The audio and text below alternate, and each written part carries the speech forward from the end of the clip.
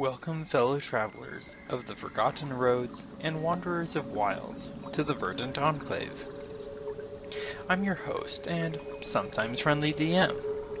More relevant to today's discussion, I'm also your fellow wanderer and wilderness guide to the Ranger class of 5th edition Dungeons & Dragons. Let's talk battle damage. Before we get started, I'd like to take this opportunity to cover some details in this new format for analyzing the battle performances of the different characters. I've had to change the formula I've been using for baseline comparison. I'd like to define some terms relevant to the discussion of various features and abilities, and finally address some concerns about tracking the data for the new character. The formula Chris at Triadmonk's Temple uses variables which, while including the possibilities of the game, unfortunately degrade the overall accuracy of the formula, as it adds in possibility without regard for the fact that the chance doesn't factor into averages. Advantage, disadvantage, and critical hits are outliers of battle data, not constants, whereas making attacks and hits are constants. Further, his method calculates for the round. While this isn't necessarily a problem, it isn't working well with the manner I've been tracking damage for the Land of the Hunter. Consequently, I've modified Chris's approach, first by removing those variable components of the formula, thereby reducing it to the more basic form of chance to hit and average of damage dice, plus the appropriate modifiers. I chose a base armor class of 15 to determine the basic chance to hit, and then ran the numbers as average per hit rather than per round.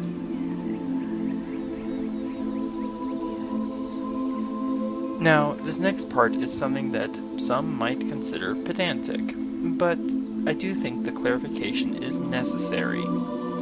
Others, myself included, have called the Ranger's abilities circumstantial, but this is actually inaccurate. Most of the Ranger abilities are conditional, and also sometimes circumstantial. Here's an example of what I mean. Colossus Slayer is conditional. It is activated when a wounded target is hit by the Ranger. Sneak Attack, by comparison, is both conditional and circumstantial, activated when the rogue hits a target with a finesse or ranged weapon. However, even if you meet those conditions, they can be negated if the following circumstances come into play: anything that removes advantage from your attack, and if there is not an enemy of your target within 5 feet of your target. For our newest character, Thea, a rogue, there were some considerations I have to address because they do impact on the kind of battle damage the rogue will collect. Due to the high danger levels of the combats, the rogue character will simply level up quicker than either the fighter or the ranger did for the same levels, which means that the rogue will not collect the same broad range of battle data over several battles. Having said that, though the number of battles will be fewer for the rogue, the battles themselves will be more intense, meaning that Thea should have plenty of chances throughout the fights to gather enough data to establish a useful, if not wholly accurate, baseline of her own. Before we get going on the damage comparisons, let's remember now the primary questions that we are addressing. First, is Hunter's Mark necessary in order for the Ranger to be comparable in damage output to other martial classes? And second, if you want to do good damage as an archer in Dungeons & Dragons 5th edition, should you play a fighter or a ranger? So let's get started with the rogue, who, by the time of making this video, has already reached level 5. At level 1, Thea made 6 attacks and 3 hits, for a hit-to-attack ratio of 50%. At level 2, Thea made 5 attacks and 5 hits, for a hit-to-attack ratio of 100%. At level 3, Thea made 25 attacks and 25 hits, for a hit-to-attack ratio of 100%. At level 1, Sneak Attack contributed 1 point of damage, 4.76% of that level's total. At level 2, Sneak Attack contributed 32 points, or 43.24% of that level's total damage. At level 3, Sneak Attack contributed 193 points, 49.23% of that level's total. Thea relied on Cunning action 4 times at level 2, hiding successfully 3 times and dashing once. At level 3, Thea used Fast Hands once as a thief, and the Cunning action Hide 18 times. For weapon damage only, Thea scored 20 points, 42 points, and 199 points at levels 1, 2, and 3, respectively. With Sneak Attack added, the totals changed to 21, 74, and 392 at levels 1, 2, and 3, respectively. This results in total average damage per hit of 7 at level 1, 14.8 at level 2, and 15.68 at level 3. Let's move now to the fighter Adrian, having now completed level 5. Adrian made 92 attacks, 74 of which were hits, for a hit-to-attack ratio of 80.43%. For magic, Adrian used Firebolt cantrip 11 times, adding 83 points of damage, or 12% of his level overall damage. Thunderwave was used twice for 16 points of damage, which was 2% of his level overall damage. Fog Cloud was not used at all, while Shield was used 7 times.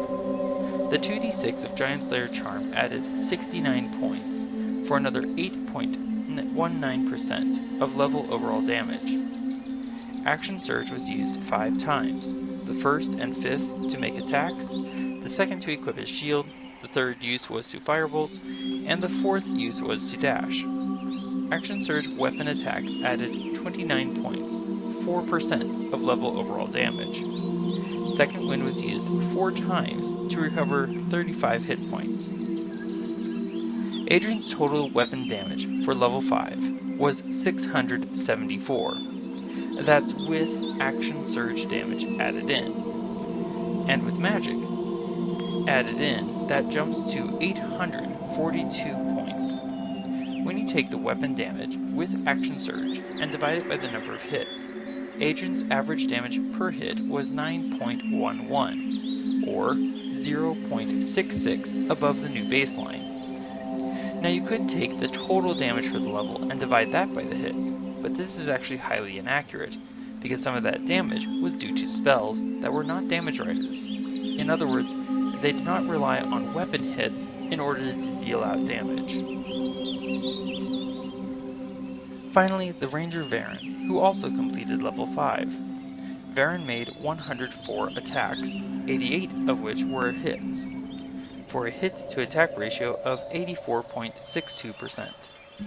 Varen made heavy use of his spells compared to Adrian, using Long Strider twice, one of them cast at 2nd level. Jump was used 3 times, primarily to negate difficult terrain. Hunter's Mark was used once at level 5 before being traded out, and added 18 points of damage, or 1% of level overall damage. Animal Messenger was used once for long-range communication, and Spike Growth was used 5 times, producing 633 points of damage, or 38% of level overall damage. Charm of Animal Conjuring was used 3 times, but produced no damage. For features, Varen used Colossus Slayer 52 times for 263 points of damage, 26% of level overall damage. Varen's weapon damage was 1,012 points of damage with Colossus Slayer, but when magic was added in, Varen's total damage for level 5 was 1,663. 60.85% was weapon damage, while Hunter's Mark was 1% of the total, and Spike Growth was 38%. Taking weapon damage only, with Colossus Slayer added in, Varen's average damage per hit was 11.5, 3.05 above the new baseline. Unlike with the fighter, Hunter's Mark is a damage rider spell, so its contribution can be used for determining the average per hit outside of pure weapon damage. So with Hunter's Mark and Colossus Slayer, but not Spike Growth, the total weapon and rider damage was 1030, divided by 88 hits, works out to 11.7 on average per hit, 3.25 above the new baseline. As the title for this chart indicates, this chart illustrates the progression of average damage per hit without individual class features, so this excludes Colossus Slayer, Action Surge, and Sneak Attack. The blue line represents the new baseline, while the gray line depicts the fighter's progression. The orange line represents the ranger, and yellow represents the rogue. This is where we start seeing the effects of adding a low-level character into a party with higher-level characters, as the rogue was put into fewer combats than the ranger and fighter were at the same level. Having said that, we also see the advantage of being able to hide and attack on the same turn, as it drove the rogue's hits up, and making the rogue's average per hit very good. So now, what happens when we add in class-specific features, such as Colossus Slayer, Action Surge, and Sneak Attack? First, let's address the most obvious matter. Rogues and their Sneak Attack are awesomely powerful. Second, this is actually a rather egregious disparity, as it is massively outside what could be considered an acceptable margin given the example of the previous two levels. Is this because the number of Sneak Attack dice went up? Now, I did roll to determine whether for the combat, and the rogue, being a wood elf, has Mask of the Wild, which lets wood elves hide in natural phenomena that cause light obscurement, like heavy rain. And the weather for that game, when the rogue was 3rd level, had heavy rain, making the entire battlefield effectively a hiding place for the rogue. Now, this is not meant to disparage or steal from the rogue, but rather to highlight and put into a frame of reference what led to such a discrepancy in the average numbers. The rogue was simply able to capitalize on a random circumstance, and that's what the rogue is good at and built for. But the question now is, how consistent is this damage? How reliable? How does the rogue hold up when they aren't able to hide anywhere and everywhere? This is why the small distinction between conditional and circumstantial is important when looking at the rogue. Are they potentially very powerful? Yes, clearly. But is it reliable? That is yet to be seen, but it can be anticipated to at least be circumstantial, especially if, for example, the rogue were not a wood elf and would have to fully break line of sight before hiding. But let's not ignore the other comparison going on, that the ranger without Colossus Slayer resulted in a lower average per hit than the fighter at level 5 by 0.21. But with Colossus Slayer, the ranger surged past the fighter by 2.39 points. Neither of these average comparisons included Hunter's Mark. Let's now see how the totals compare, because, to be perfectly frank, the averages are only telling part of the picture. The rogue's damage totals from levels 1, 2, and 3 have been added to compare to the fighter and ranger at the same levels. And again, we can see at level 3 that having a massive single fight in a circumstance almost perfect for the wood elf rogue is a massive boon to the rogue. And quite frankly, I look forward to seeing how the rogue continues to stack up in the coming levels. But now come 5th level, we can see another circumstance of a massive difference in damage, a result of the ranger using primarily Spike Growth as well as Colossus Slayer. The circumstances in which spike growth can be used effectively might be limited, based on where enemies are coming from, or whether a ranger's concentration might be broken, but it also does not rely on actually hitting the target. In other words, it can hurt several enemies simultaneously, simply by casting it under their feet.